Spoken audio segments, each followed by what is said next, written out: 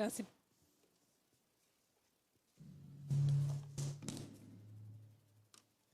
e paz, igreja. Amém? Ainda de pé, vamos fazer uma breve oração. Entregue seu coração no altar, que o Espírito Santo quer cuidar dele hoje, viu? Senhor Jesus, nós estamos aqui diante de Ti. É a Tua igreja.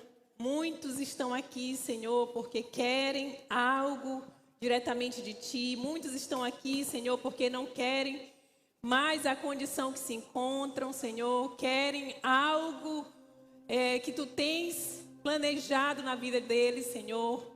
Então eu te peço que o Teu Espírito Santo, que seja Teu Espírito Santo, Senhor, a falar aqui neste lugar. Que não seja eu, que não seja sabedoria humana, que não seja a sabedoria da ciência, a sabedoria do conhecimento, mas que seja a Tua palavra, que seja o Teu Espírito Santo, Senhor, a plantar cada semente nos corações que estão aqui sedentos para ouvir a Tua voz. Eu repreendo na autoridade do nome do Senhor Jesus qualquer impedimento neste lugar, em nome de Jesus. Que todas as mentes, Senhor, se aquietem em Ti. Tire toda ansiedade, Senhor, toda distração deste lugar, em nome de Jesus. Sinta-se à vontade aqui, reine aqui, domine aqui, Senhor, neste lugar e nos corações de cada um. É o que eu te peço nessa noite, em nome de Jesus. Amém. Eu peço para você abrir a sua Bíblia em Efésios, capítulo 4, a partir do versículo 21. São apenas 4 versículos. Efésios 4, a partir do versículo 21.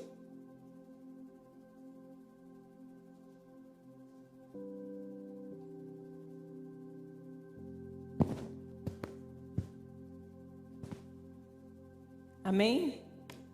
Ficou melhor, né? Mais alto. Efésios 4, a partir do versículo 21. Vamos ler? Uma vez que ouviram falar de Jesus e foram ensinados sobre a verdade que vem dele, livrem-se da sua antiga natureza e de seu velho modo de viver, corrompido pelos desejos impuros e pelo engano. Deixem que o Espírito renove seus pensamentos e atitudes e revistam-se de sua nova natureza, criada para ser verdadeiramente justa e santa como Deus. Amém? Pode se sentar.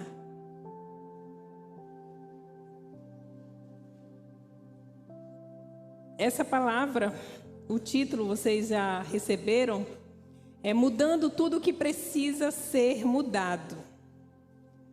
E eu vou só ler o primeiro versículo em outra versão, que fala assim: se é que, de fato, o ouvistes e nele fostes discipulados, conforme a verdade que está em Jesus. Esse primeiro versículo, ele nos desafia. Ele coloca na nossa frente uma certa dúvida. Será que de fato vocês ouviram e foram discipulados conforme a verdade que está em Jesus? E aqui mostra, nesse primeiro versículo já mostra que o evangelho ele é desafiador.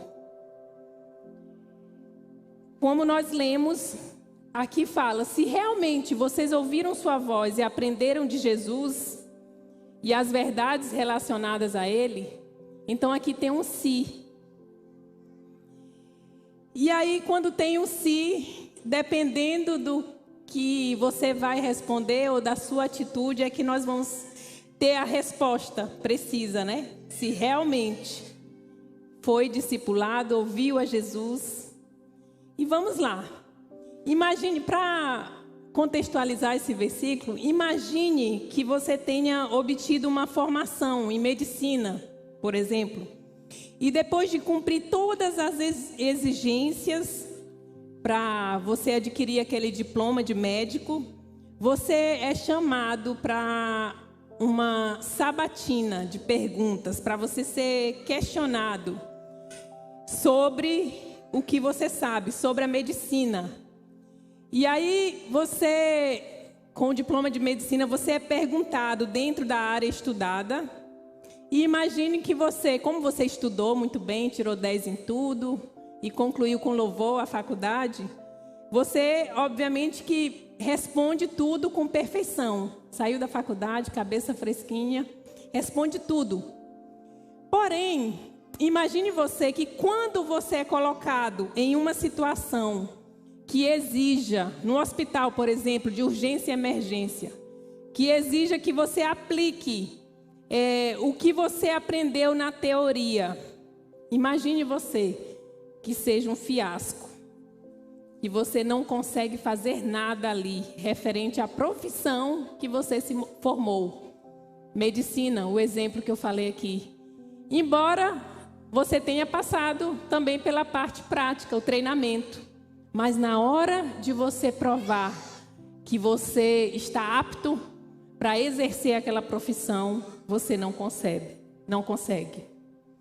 E aí é a hora de fazer a pergunta: se é que de fato você ouviu os ensinamentos dos professores na faculdade, e nesses ensinos que você foi discipulado, conforme toda a ciência da medicina, então era para você praticar muito bem. E aqui surge uma contradição. Pois alguém que tem um título, tem conhecimento, tem diploma sobre uma determinada verdade, a ciência da medicina, e vemos que isso não mudou nada na vida da pessoa. Ela não sabe praticar nada a respeito do que aprendeu. E aí onde eu quero chegar? Assim o Senhor nos desafia quando Ele nos confronta com o que aprendemos, com o que ouvimos.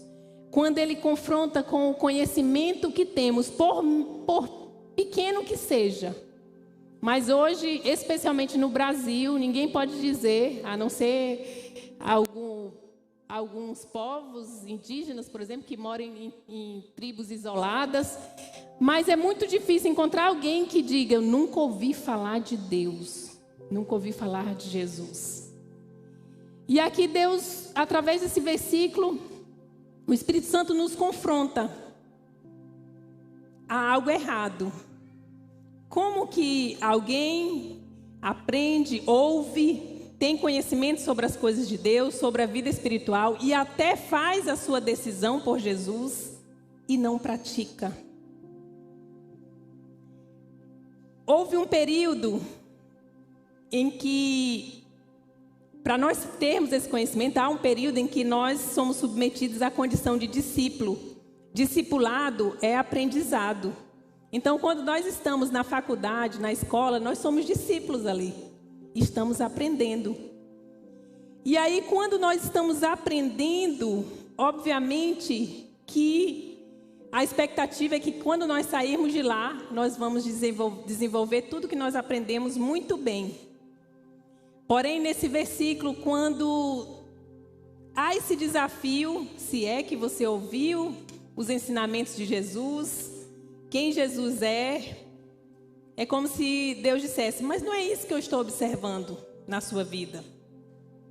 E aí, diante desse questionamento, nós não vamos conseguir explicar como que, tendo conhecimento, tendo sido discípulo, ou apenas ouvindo o pouco que nós ouvimos de alguma forma, de um amigo, de alguém, como nós vivemos ainda a nossa antiga maneira de viver, se fomos instruídos.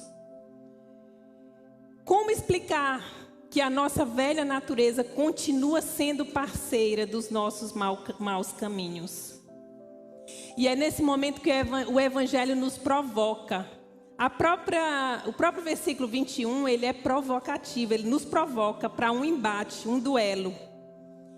E ele nos mostra que tem algo errado conosco. Existe o ser, quem eu sou, e o dever ser, quem eu deveria ser. A Bíblia, o Evangelho nos mostra ao homem quem o homem deveria ser. E a nossa realidade é outra. E aí vem quando nós percebemos que há duas forças agindo sobre nós. É a tensão. A tensão ocorre quando duas forças agem sobre um corpo, a ponto de pressionar, de dar uma sobrecarga. E o que é essa pressão no contexto do Evangelho? A pressão é quando nós vemos e olhamos para nós e dizemos: eu sei muito bem o que eu tenho ouvido sobre Jesus. O que eu aprendi é de fato o que eu quero fazer. Aquelas palavras que me trazem paz são as que devem habitar nos meus pensamentos. Mas eu vejo outra força agindo dentro de mim. E me conduzindo para outro lado. Eu acho que vocês conhecem esse trechinho. E é o próprio apóstolo Paulo falando, denunciando esse desespero humano, em Romanos 7,15. Quando ele diz: eu não compreendo o meu próprio modo de agir, porque o que eu quero, eu não pratico. Entretanto, o que eu detesto, isso me entrego a fazer. E aqui há uma tensão, aqui há uma contradição, aqui há um conflito. E é justamente dentro desse conflito em que nós percebemos que nós precisamos de algo mais. Não só o conhecimento. Porque aqui mostra que mesmo nós tendo acesso ao conhecimento, sabendo o que é certo e desejando, fazemos o errado. Então tem algo errado. E o Evangelho, ele é tudo que nós precisamos para mudar o que tem que ser mudado em nós.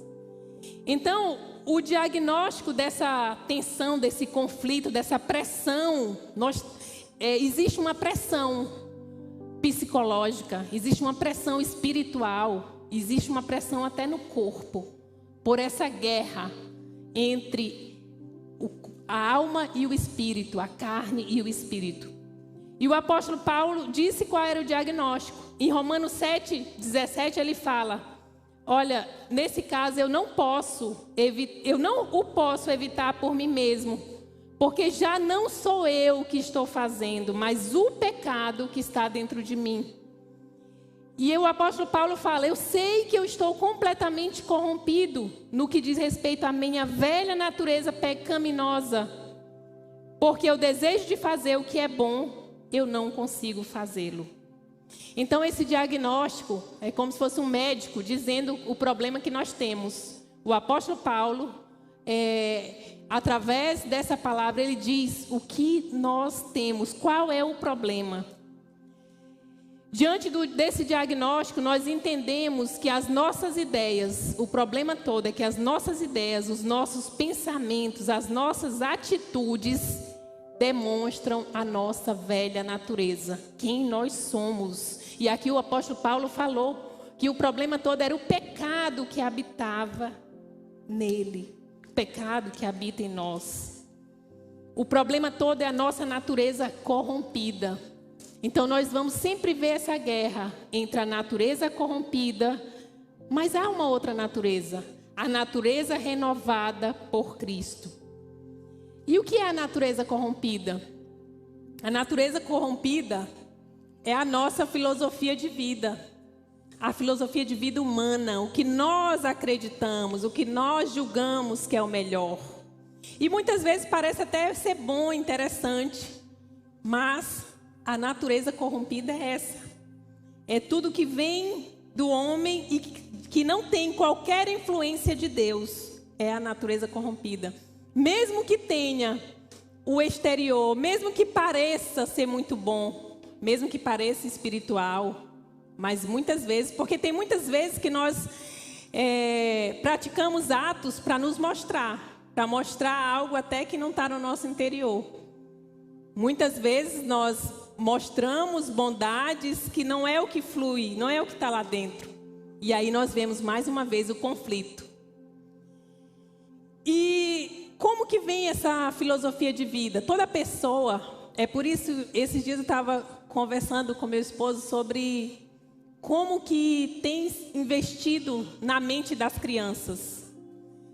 Por quê? Porque a mente das crianças é um campo fértil, é como se fosse um HD sem uso. O que você lançar ali é rapidinho. E vocês devem observar que nós já mais maduros já temos dificuldade em algumas coisas de decorar e tal, em tecnologia, e eles têm uma rapidez impressionante. Nós ficamos admirados, né? Pois é porque o HD está novinho e o inimigo tem investido para colocar conteúdos nesse HD. E aí o que acontece? Ao longo da nossa vida, desde a infância, nós adquirimos ideias, nós adquirimos influências, nós adquirimos conceitos, nós adquirimos ideologias, o que nós achamos que é verdade. Quando a criança é educada no lar cristão, muito bem. Ela não está isenta, imune de se desviar do caminho do Senhor quando crescer. Mas pelo menos o HD ali tem um conteúdo ali de Deus, né? Em algum momento ele vai se lembrar. E aí o que acontece? Ao longo do tempo nós adquirimos influências, conhecimento, traumas de coisas vividas. E chega um momento da vida adulta. Na vida adulta, nós já temos as nossas ideias, as nossas atitudes, o que nós acreditamos, muito bem formado ali, muito bem convictos. E o que seria essa filosofia de vida? Ela mostra as nossas ideias, mostra que as nossas atitudes fazem parte de algo que nós recebemos, mostra os nossos valores. E quando você quer saber ali o que rege a vida de alguém, qual é a filosofia de vida dela, é só você observar a conduta dela, a forma de viver dela. Aí você vai saber. E aí o que acontece? Com isso, cada um vai construindo os seus valores. Tem grupos, né? Cada um constrói os seus valores, a forma de viver.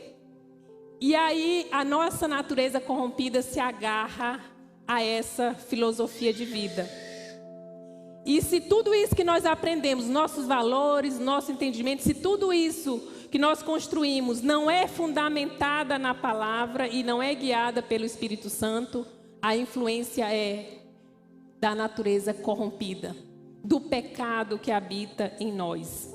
E aí vem a pergunta, como que eu faço para romper de vez, definitivamente?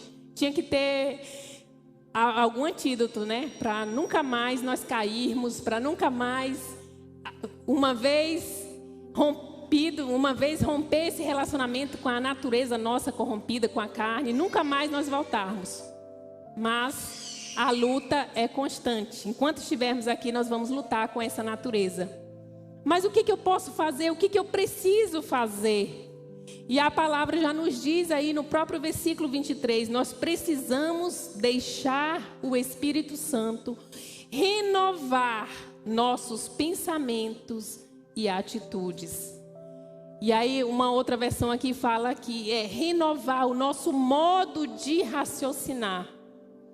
Porque se nós temos uma maneira de raciocinar, como eu falei, filosofias de vida que está implantado lá, e nós acreditamos que aquilo que é verdade, quando nós nos deparamos com a verdade mesmo, com o Evangelho, nós vamos ter resistência. Alguém que nunca ouviu, alguém que foi criado em outro sistema, que nunca ouviu sobre o Evangelho, quando na vida adulta, tem que se deparar com esses conflitos. Se depara com esses conflitos, será? Tem resistências. E mesmo depois de ter tido a decisão, a conversão, a decisão de aceitar Jesus, nós vemos ainda fundamentos, ideias, conceitos errados. Quantas e quantas vezes eu já me deparei com conceitos que eu adquiri ao longo da vida, e muitas vezes espiritualmente mesmo, e não é correto. E como é difícil aquilo ali ser quebrado, porque nós aprendemos daquela forma. E aí é difícil aquilo ser quebrado. Né? Quantas e quantas vezes. Mas aí o que ocorre? Hoje nós vamos conhecer homens que romperam com as suas verdades. Nós precisamos ficar vulneráveis ao Espírito Santo. Nós precisamos deixar que o Espírito Santo venha quebrar as nossas verdades. Eu coloco as verdades entre aspas. Porque não é, a única verdade é Jesus, é a palavra. Mas nós colocamos verdades na nossa vida, verdades no que nós acreditamos. E nós precisamos deixar o Espírito Santo quebrar essas verdades. E o apóstolo Paulo foi um homem que rompeu com a sua filosofia de vida para seguir o caminho. E aí, quando eu olho para a vida do apóstolo Paulo, eu vejo, meu Deus, ninguém tem desculpa. Pode estar mergulhado numa seita, pode estar mergulhado em qualquer doutrina, qualquer filosofia, mas se a pessoa se deixar, ela pode ser alcançada por Jesus. Por quê? Porque o apóstolo Paulo foi um homem que estava mergulhado, cheio de si, cheio de conhecimento, cheio de tradições que foram passadas, chegaram até ele, que vieram de geração a geração e chegou até ele. E antes da sua conversão, ele mesmo, o próprio apóstolo Paulo, inúmeras vezes em que ele estava pregando, falando, ele mesmo fala a respeito dele. Muitas vezes, quando ele foi falar o processo de conversão dele, ele discorria sobre a trajetória dele. E aí ele mesmo fala que ele ia ao encalço dos seguidores do caminho, que é o evangelho, e ele perseguia as pessoas cristãs até a morte. Ele prendia homens e mulheres, ele lançava-os na prisão. O próprio apóstolo Paulo diz que em um momento em que o Senhor estava falando com ele, depois da conversão, o próprio apóstolo dizia, Senhor, eles bem sabem que eu encerrava em prisão e nas sinagogas aqueles que acreditavam em ti. Eu açoitava. E ele lembra, quando foi derramado o sangue de Estevão, que foi apedrejado, um homem santo. E ele diz, eu estava presente e eu consentia nisso. E até guardei as vestes dos que o matavam. E ele fala ainda, muitas vezes eu providenciei que fossem castigados nas sinagogas. E ainda obrigava os cristãos a blasfemar. Vocês têm noção do que é isso? Obrigar os cristãos a falar, proferir palavras contrárias ao que eles acreditavam. E ele continua, eu me opunha a eles com tanta violência que eu cheguei a persegui-los até cidades estrangeiras. Isso é que é vontade, né? Ele ia até cidades estrangeiras para perseguir os cristãos. E ele dizia, qual era a razão disso? Ele dizia, vocês sabem como eu era quando eu seguia a religião judaica. Ele seguia cegamente a religião judaica.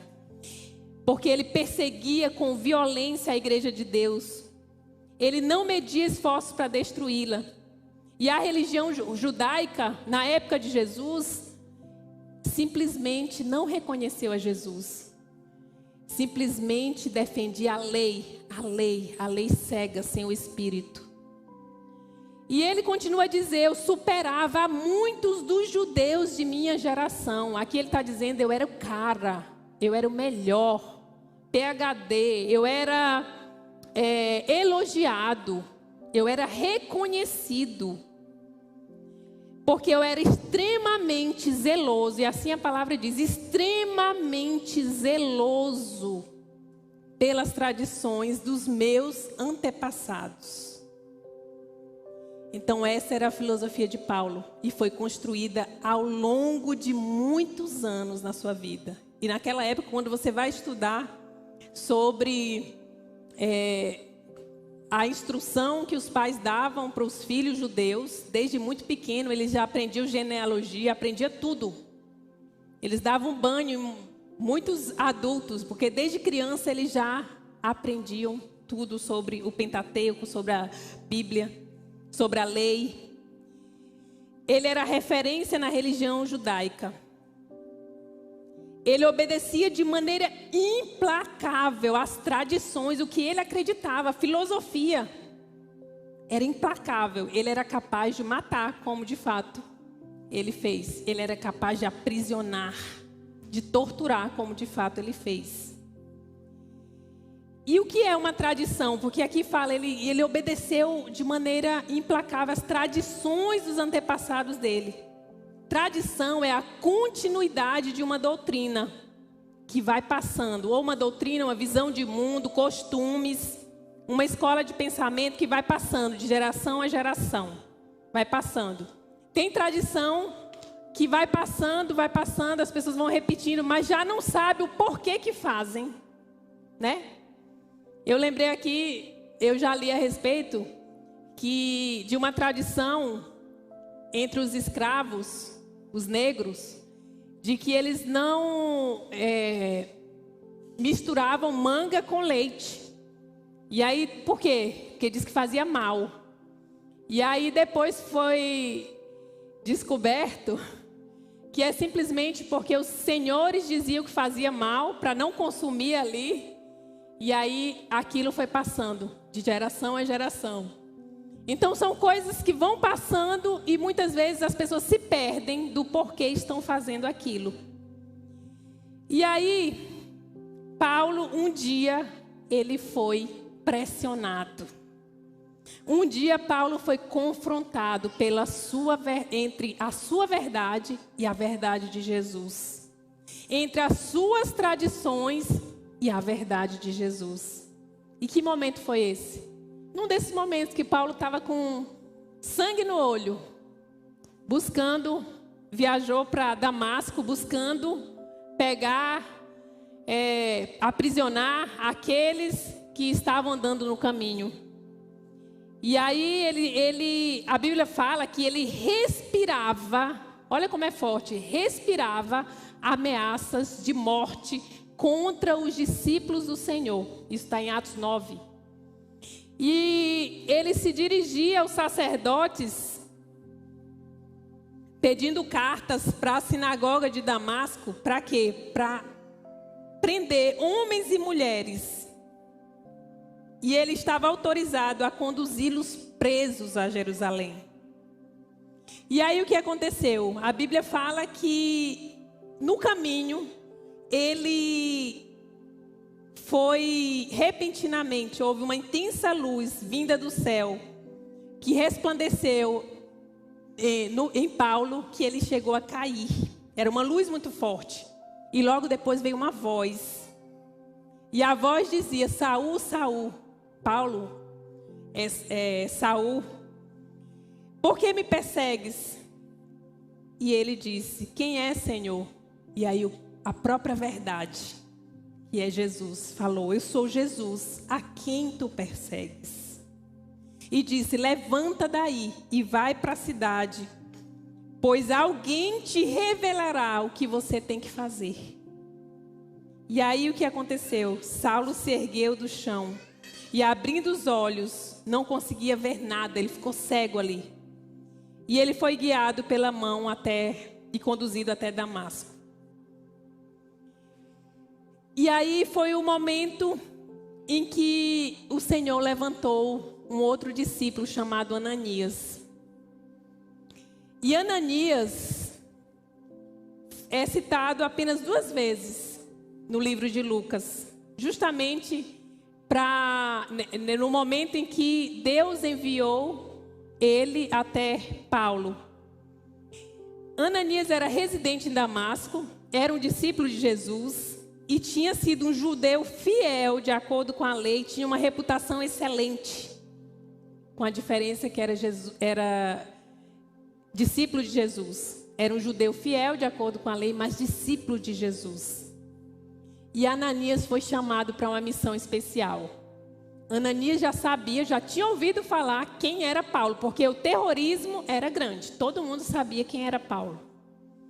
E aí o Senhor apareceu, o Senhor falou com Ananias que ele precisava ir até Paulo, porque o Senhor queria usar Paulo para evangelizar os gentios. Só que o homem que Ananias precisava ir era o oponente mais ferrenho do cristianismo. E aí eu imagino que seria como se fosse assim, mandar um judeu, por exemplo, para dizer uma mensagem para Hitler. Imagine aí o que poderia dar. Um desespero, né? Desse discípulo ser enviado para uma missão tão difícil. E a Bíblia fala que o próprio Ananias falou com o Senhor. Mas Senhor, é como se dissesse, tem certeza, Senhor? Eu tenho ouvido a respeito desse homem. Quantos males esse homem fez aos santos em Jerusalém. E ele já chegou a trazer até a autorização dos principais sacerdotes para prender aqueles que invocam o teu nome. Como que tu vai me enviar lá, Senhor? Eu vou ser enviado para a morte? Imagine você sendo enviado, sendo judeu. Imagine você sendo um judeu. Vá lá falar com Hitler. É desesperador, né? E aí, o que ocorreu? O Senhor ordenou a Ananias. E olha aí, a sensibilidade de Ananias, né? Ouvir ao Senhor. Vai, pois ele é para mim um instrumento escolhido, a fim de levar o meu nome aos gentios e reis perante o povo de Israel. E o Senhor continua: revelarei a ele tudo quanto lhe será necessário sofrer por causa do meu nome. E aí o que nos impressiona é que mesmo Ananias, mesmo com medo, porque quando ele questiona a Deus, ele estava com medo. Quando ele fala o que levava ele a questionar o Senhor, é porque aquele homem respirava ameaça de morte. Ele fazia terrorismo contra os seus irmãos. Mas Ananias foi. A reação inicial de Ananias foi o medo, mas o medo não o paralisou. E aí eu aprendi uma coisa na ministração da minha cunhada, quinta-feira, e até lembrei aqui nessa ministração. O medo foi a emoção. E ele não pode nos paralisar, né? Porque a emoção é uma reação, mas o sentimento é uma construção. Então não é pecado você ter a reação do medo, da ira, mas se você vai construir algo ali em cima dessa emoção, surge o sentimento. E aí que vem. E aí onde o medo poderia paralisá-lo, mas não paralisou. E Ananias foi e entrando na casa, impôs sobre ele as mãos, declarando. Olha como Ananias fala: irmão Saulo, o Senhor Jesus, que lhe apareceu no caminho por onde vinhas, enviou-me a ti, para que tornes a ver e fique pleno do Espírito Santo. Aí é onde eu vejo que Ananias era mais, se fosse para dizer quem era o cara, Ananias era maior do que Paulo, né? A manifestação de quem foi Paulo, nós vemos muito mais grandioso, né? Logo ele escreveu quase que o Novo Testamento inteiro. Mas Ananias foi aquele que o Senhor, primeiramente foi corajoso, que o Senhor mandou para destravar o homem que ia fazer história, que nós, 2000 anos depois, estamos falando dele. Olha quem foi Ananias. E não tem tanta gente falando, ou a própria Bíblia falando nele. Mas que homem valoroso, que discípulo obediente. E aí, o que é interessante é que Deus deu uma visão para Paulo de que vinha um homem falar com ele e ao mesmo tempo falou com Ananias. E aí, o Senhor promoveu esse encontro. E Quando Ananias orou por Paulo, a Bíblia fala que imediatamente lhe caíram dos olhos algo parecido com umas escamas e ele passou a ver de novo. E em seguida ele levantou-se e foi batizado. Então, após o contato com Ananias, Paulo rompeu com as suas tradições. Paulo rompeu com a sua filosofia. Paulo rompeu com seu ego, com o que ele acreditava. Hoje tem pessoas que não rompem com suas ideologias políticas. E eu não vou entrar nesse tema, mas é um tema que eu gosto de vez em quando. Porque nós vemos que é difícil. Muitas vezes quando você prega o evangelho, você é criticado como se estivesse levantando uma bandeira política. E hoje muitos se agarram em bandeira política, até mesmo quando conflitam com a verdade. Quando conflita com a verdade. E aí eu quero realçar aqui, ressaltar, que Ananias também rompeu com o que ele ouvia falar. E era verdade, não era boato não. Ananias tinha certeza que aquele homem era perigoso. Mas ele rompeu, não só com o medo, mas ele rompeu com aquilo que ele estava ouvindo, com tudo aquilo que provocou nele. Ele rompeu e foi. E Paulo, a maior ambição de Paulo passou a ser o quê? Não mais colocar cristãos na prisão, mas a maior ambição de Paulo foi simplesmente glorificar o nome de Cristo, expandir o reino do Senhor Jesus. E ele chegou, em muitas cartas dele, Romanos, por exemplo, ele fala que desejava muito visitar o povo dali. Aquele povo que em outro momento ele perseguiu. E ele falou: eu quero visitar vocês para compartilhar com vocês alguma dádiva espiritual que ajude vocês a serem fortalecidos. A mesma coisa que Ananias fez com ele. Porque ali, na imposição de mãos, Ananias compartilhou com ele uma dádiva espiritual que mudou a história dele. E aí vem a pergunta: como então fazer como Paulo? Como me revestir da nova natureza? Porque se você ouvir a história de Paulo, se você ler detidamente, meditar na história de Paulo, você fica impactado. Porque você vê a água se transformando em vinho. Você vê uma pessoa se transformar da água para o vinho. E aí você diz: então é possível alguém se transformar da água para o vinho. Aí você olha para o lado, olha para o seu esposo, para sua esposa, para sua família, seu filho, sua filha, e diz: é possível. Ou olha para você mesmo e diz: é possível. Um homem cheio de razão, cheio de ideologia, cheio de filosofia, ele foi alcançado. E não foi só alcançado, ele alcançou muitos.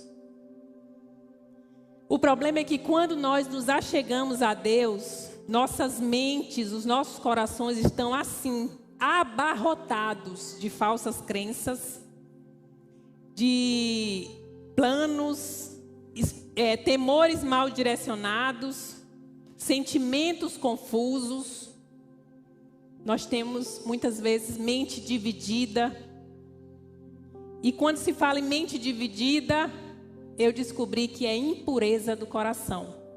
Toda vez que a minha mente estiver dividida, eu já vou dizer: meu coração precisa ser purificado. Sabe por quê? Já dizia um filósofo cristão que a pureza de coração é desejar uma coisa só.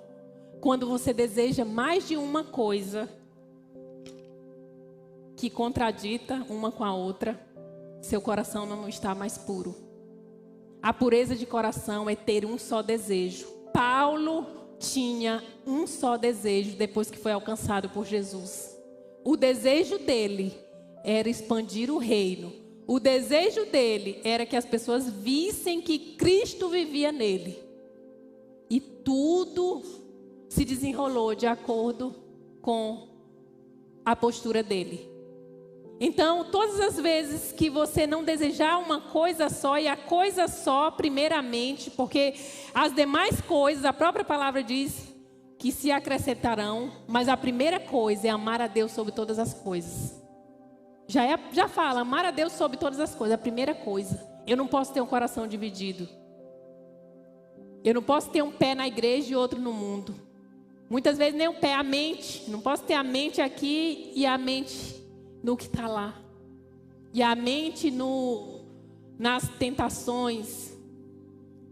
Eu sei que a velha natureza lança e vem, mas nós temos como lutar contra essa velha natureza. Imagine aí, ter a mente purificada de todo entulho que nos bloqueia as melhores intenções.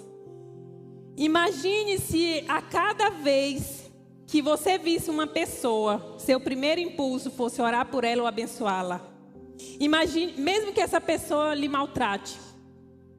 Imagine como seria se sempre que você se sentisse desafiado ou ansioso, sua reação por reflexo fosse buscar a Deus. Imagine se você, casado ou casada, toda vez que olhasse para outra mulher ou outro homem, quem tem fraqueza nessa área, visse como uma irmã ou filha e não visse como uma pessoa atrativa. Imagine desejar o bem para os seus inimigos com toda a sinceridade. Aqui é a versão cristã daquela música Imagine. Essa aqui é a verdadeira. Imagine. Porque nós até sabemos que temos que desejar o bem para os nossos inimigos, mas muitas vezes não é com toda a sinceridade. Nós até sabemos que nós precisamos perdoar, mas muitas vezes, eu nem diria, porque tem muitas vezes que nós queremos, mas nós não desejamos com todo o amor. Nós damos o primeiro passo, porque nós sabemos que o primeiro passo tem que ser esse. Mas a nossa natureza ruim puxa para baixo. Então, é isso que significa ter a mente purificada pela palavra. É quando as suas ações, as suas atitudes estão condizentes, de acordo com o seu coração, a sua sinceridade. É isso que quer dizer, habite ricamente em vocês a palavra de Cristo. Quando a palavra de Cristo habita ricamente em mim, eu não vejo tantos conflitos. Eu não vejo tanto desespero. Ou se tiver, a palavra vence. A palavra que está habitando em mim vence. Porque se a palavra habita em mim, o Espírito Santo de Deus habita também. E a palavra, ela nos transforma num tipo de pessoa que a bondade flui como corrente de água. Ninguém consegue levar uma vida espiritual transformada se ela não estiver saturada em profundidade das Escrituras. Se ela está se alimentando de doutrinas humanas. Tem tantas doutrinas boas, humanas, filosofias boas, psicologia boa. Muitas vezes nós não sabemos nem fazer o filtro. Nós temos que ir na palavra.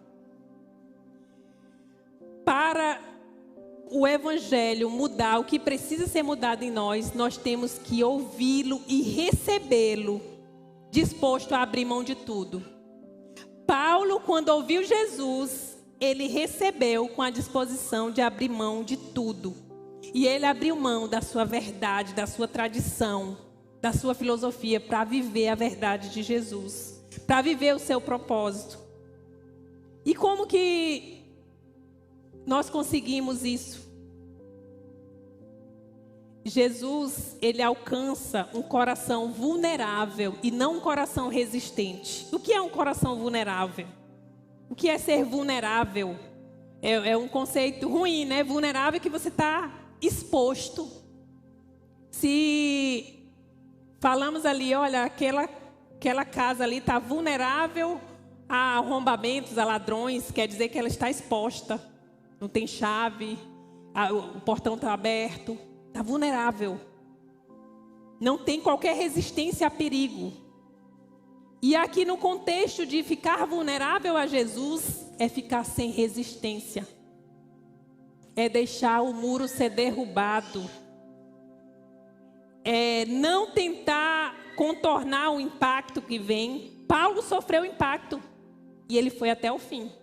Ele podia voltar, mas ele foi até o fim. Tem um teólogo que fala que, em geral, nos sentimos tão sobrecarregados e oprimidos com outros pensamentos, com imagens, com preocupações, que pode levar muito tempo até que a palavra consiga varrer todo o resto para o lado e se impor. A sua mente tem que estar vulnerável à palavra. O seu coração tem que estar vulnerável ao Espírito Santo. E aqui o teólogo fala, encontra tanta resistência que demora tempo para varrer tudo aquilo que tem que ser varrido da nossa mente. E esse é o motivo que nós temos que orar ao Senhor para que Ele envie o Santo Espírito por intermédio da sua palavra e nos revele tudo o que precisamos, nos instrua, nos ajude na nossa fraqueza. Quando a mente de alguém é lavada pela palavra, quando esse alguém começa a se encher com os pensamentos do próprio Deus, essa pessoa se torna um presente para o mundo. Você é um presente para o mundo? Ou você é uma vergonha? Ou você não é ninguém? Ou você não é nada? Não é nada no contexto que eu estou falando, é não produziu algo para o mundo, não fez algo para as pessoas. Um pastor teve uma oportunidade de conhecer uma mulher de 99 anos, que ele disse, ali é um presente para o mundo.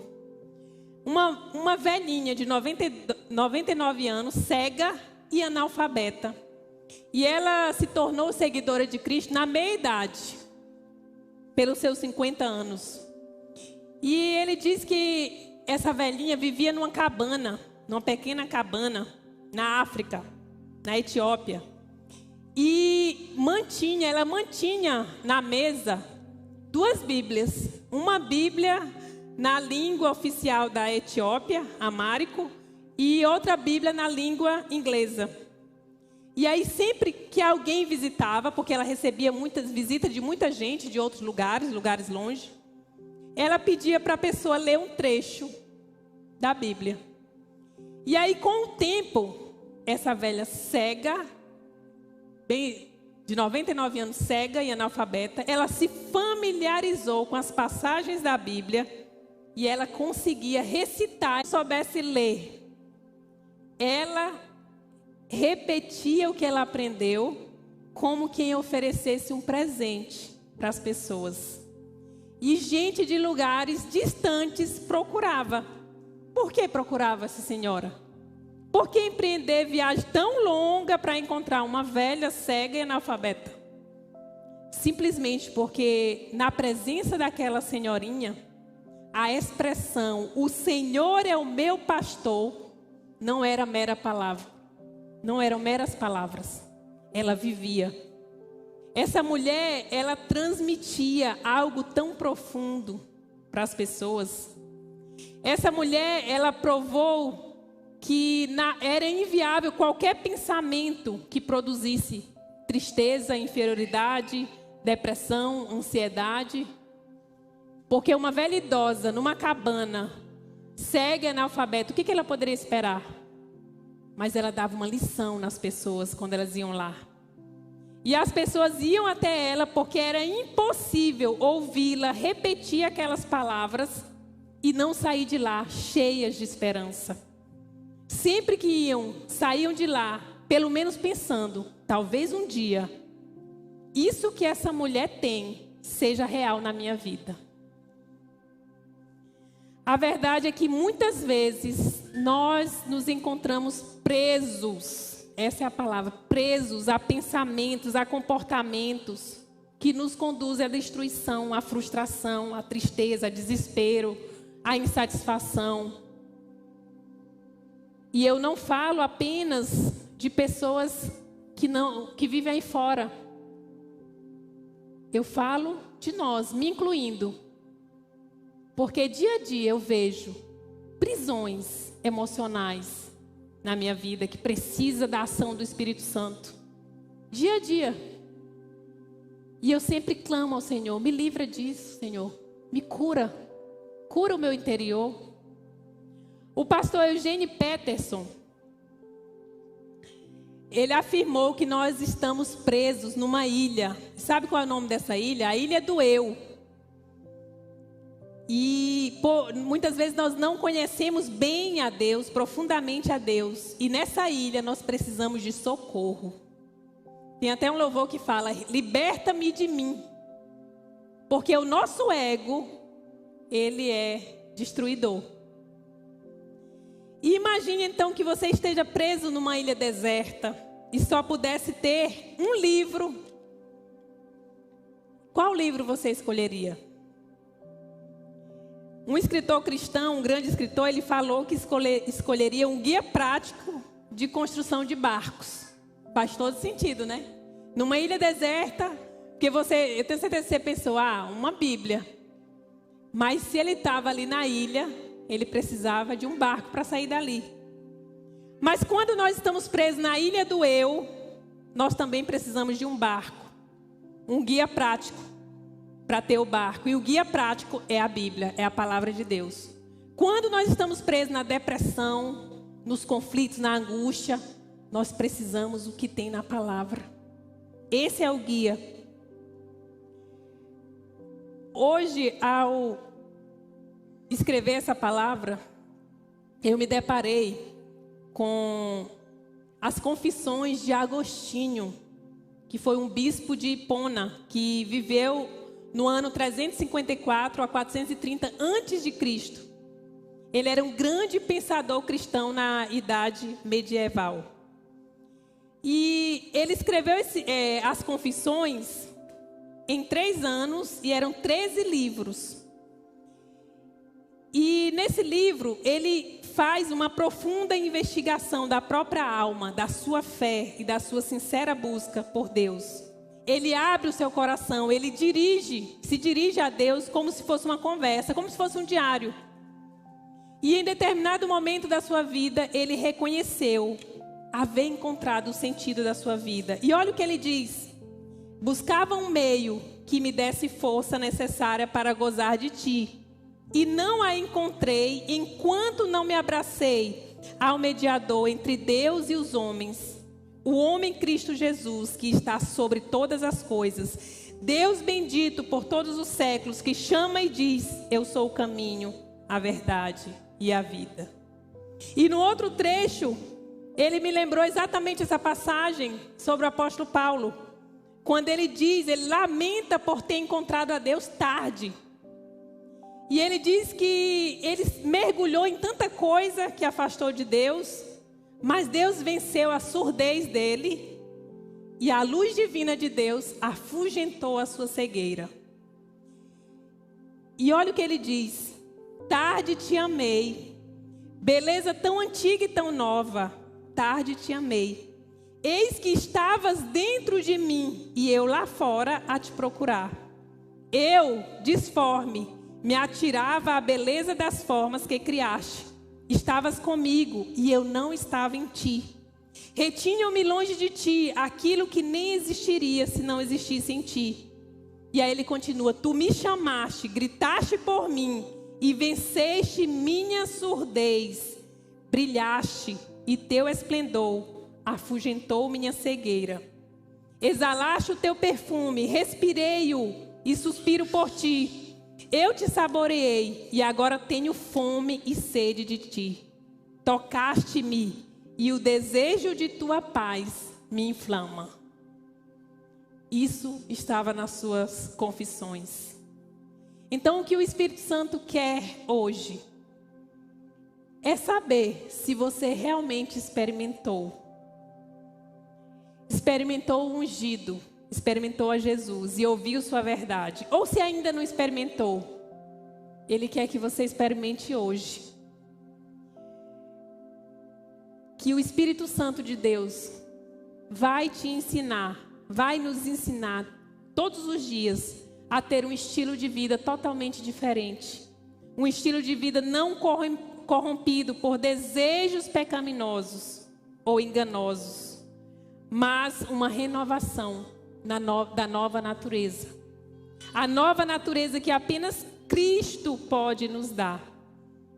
E aí, nós podemos vencer tudo aquilo que nos atraca, né? Como um barco atracado, tudo aquilo que nos puxa para baixo. Olha Paulo. Se Paulo não se deixasse ser vulnerável, eu não estaria falando aqui sobre ele. E eu sempre falo, muitas vezes, com o meu testemunho. E aí entra o se. Se eu não permitisse, se eu não me deixasse ser vulnerável à ação do Espírito Santo na minha vida, eu não estaria aqui. Eu poderia seguir carreira no direito, mas o Espírito Santo de Deus me chamou. Eu preferi, eu não abri mão ainda da minha profissão. Eu digo ainda porque eu vejo coisas maiores na frente. Não é isso que me segura. Então, o Senhor quer hoje derrubar as suas filosofias, as suas verdades e implantar a verdade dele. Para que você realmente saiba que ele quer o melhor para você. Para que você realmente saiba o que é viver uma vida de Deus. Viver a nova natureza de Cristo. O Ribamar vai cantar um louvor. E eu gostaria que você ficasse de pé. E esse louvor vai ser a sua oração. Você vai orar esse louvor. Você vai orar, se dirigir a sua palavra ao Espírito Santo e pedir. Seja corajoso como Paulo. Pedir, Senhor, estou aqui vulnerável. Faça em mim o que tu queres fazer. E logo depois o pastor Fábio vem fazer uma oração final.